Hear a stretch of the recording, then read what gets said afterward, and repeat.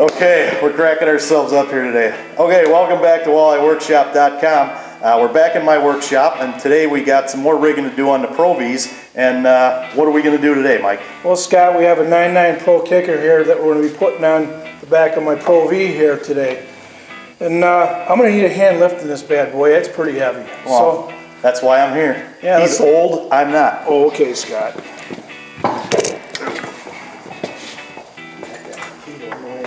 You got it?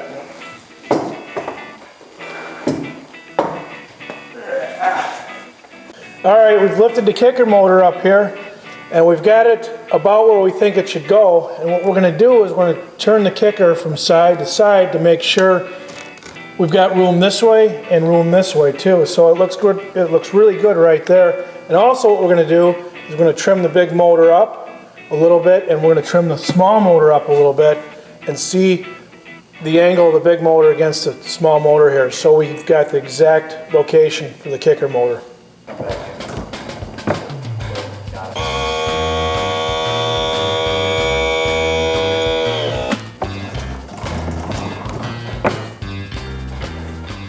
Okay, we've done our check in here with the big motor. We've turned it. We trimmed the little motor up here too. So I think we've got our position where we want our kicker motor. Now we have to drill some holes. All right, we're ready to drill the hole. For this application, we're going to use a lag screw instead of a through bolt because we can't get access to the back of the boat here because of all the foam and all the supports in the back transom here. So we've chosen to use this kind of a screw. And make sure you don't drill too far through all the way. Just drill it partially because there's wood in the transom here. So let's get started with that.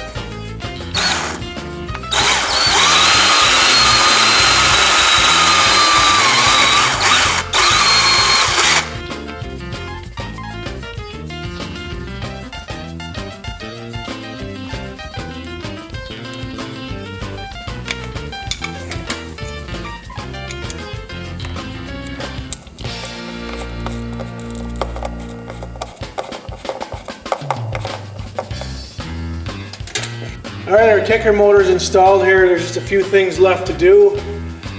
We have to put the oil in, which is very important because it doesn't get chipped with it in. Hook up the power cable to it for the trim and electric start and the gas line. So we'll probably fire it up when we fire the big motor up. And right now I'm watching Scott eat pizza behind the camera. All right, it's been a couple days. We got the oil in the kicker motor. The big motor comes with oil. We got these muffs here for both motors.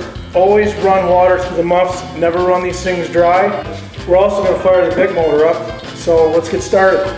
It's a good idea to pump the ball prior to starting each time. It's an easier start on the motor.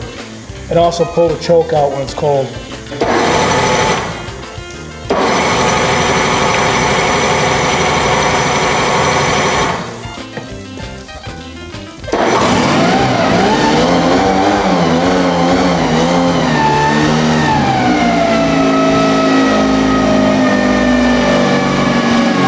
This particular motor here is a 4-stroke motor.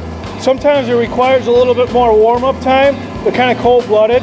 So just keep the choke out. There's a little button on the side here for high idle. Like that. Let it warm up 1 to 2 minutes before putting it in gear, and you should be good to go. Okay, now we're going to start this bad boy, this big Verado here. I went ahead and checked the oil. Oil should be in it from the factory, but it's always good to double check things like that. Visually checked everything on it, so let's see if she fires up. All right, we're going to fire this thing up.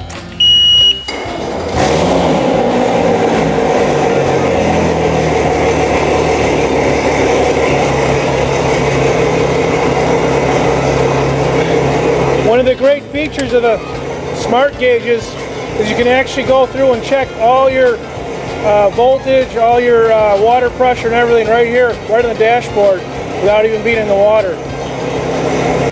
Okay, we fired the Pro kicker up and the big 300 Verado. Everything checks out good.